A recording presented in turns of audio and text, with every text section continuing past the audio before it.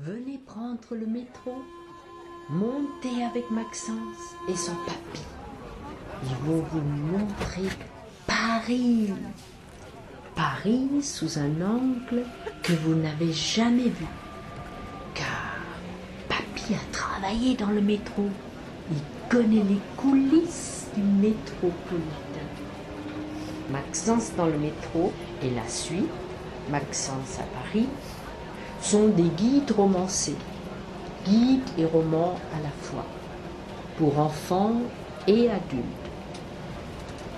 L'histoire commence en haut de la tour Montparnasse.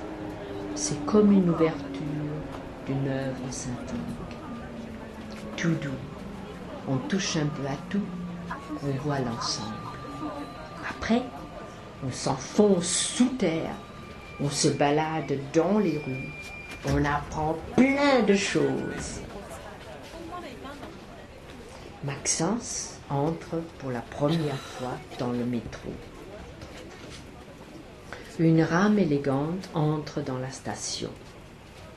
Tu as vu la petite cabine en tête avec le conducteur? C'est la place que ton papy occupait jadis. T'as conduit un train comme ça? S'écrie Maxence, tout excité. Pas comme ça, je te raconterai, chuchote papy. Le train s'arrête, les portes des wagons s'ouvrent.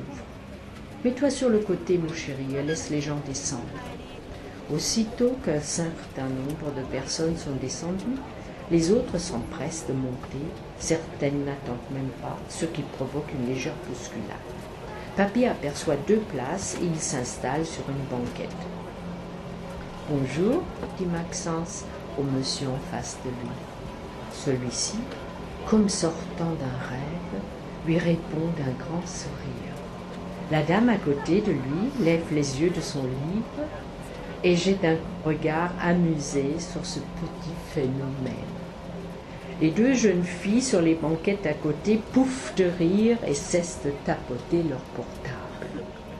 Une dame âgée n'en croit pas ses oreilles. Est-ce encore possible?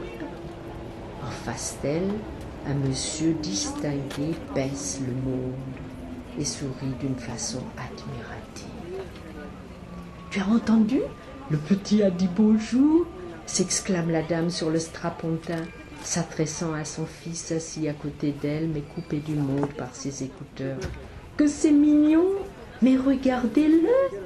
Et tous les regards convergent vers ce garçon aux cheveux bouclés, avec cette bouille à croquer et ses yeux brillants comme des étoiles. Papy, qui au début voulait le réprimander, tout au moins lui dire que cela ne se faisait pas, a vite réalisé que sa réflexion était dépassée et finit par le regarder avec fierté.